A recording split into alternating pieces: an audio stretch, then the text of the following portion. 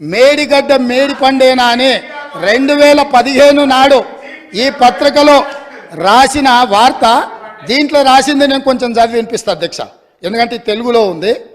కాళేశ్వరం దిగువ నుంచి నీటి మళ్లింపు ఆర్థిక భారం అంటున్న నిపుణులు.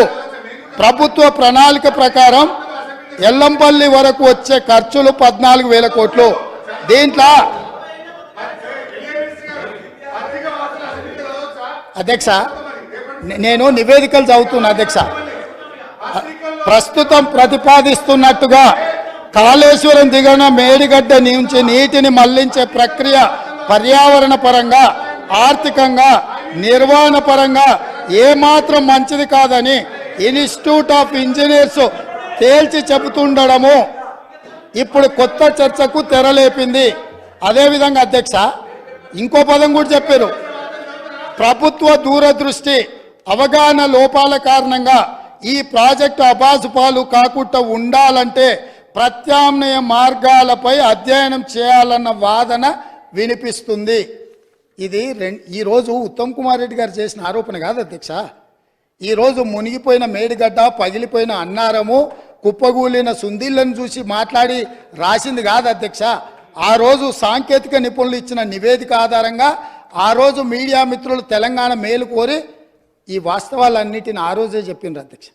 వీటన్నిటిని పెడచెవిన పెట్టి దోసుకోవాలి, దాచుకోవాలన్న ఆలోచనతోని, తెలంగాణ ఖజానాను కొల్లగొట్టాలన్న ఆలోచనతోటి ఈరోజు ఇంత దుర్మార్గానికి ఒడిగట్టి ఈరోజు ఈ రకంగా ఇక్కడికి వచ్చి మా వెంకన్న మాట్లాడితే వెంకన్న మీద దాడి, మా భట్టి గారు మాట్లాడితే వారి మీద దాడి, మంత్రి గారిని అసలు సహించలేకపోతున్నాడు.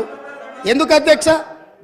నేను ఒకటే అడుగుతున్నా అధ్యక్ష, ఈ కాళేశ్వరం ప్రాజెక్ట్ అనేది తెలంగాణకు వరప్రదాయిని కాదు అధ్యక్ష, వీళ్ళ పుణ్యమా అని కాళేశ్వరం ప్రాజెక్టు తెలంగాణ సమాజానికి ఒక కలంకంగా మారింది అధ్యక్ష.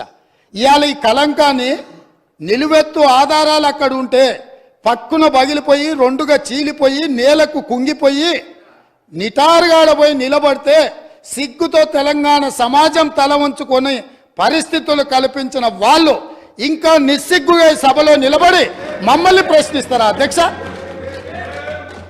ఆనాడు జరిగిన తప్పిదాలను సరిదిద్దడానికి ఉమ్మడి రాష్ట్రంలో సమైక్య పాలనలో తీసుకుంటున్న నిర్ణయాలు తెలంగాణ సమాజానికి మేలు చేకూర్చడం లేదు అనే ఎన్నో ఒడిదుడుకులను ఎదుర్కొని 4 కోట్ల తెలంగాణ ప్రజలకు 60 సంవత్సరాల ఆకాంక్షను అమలు చేయడానికి శ్రీమతి సోనియా గాంధీ గారు తెలంగాణ రాష్ట్రం ఇచ్చింది అధ్యక్ష.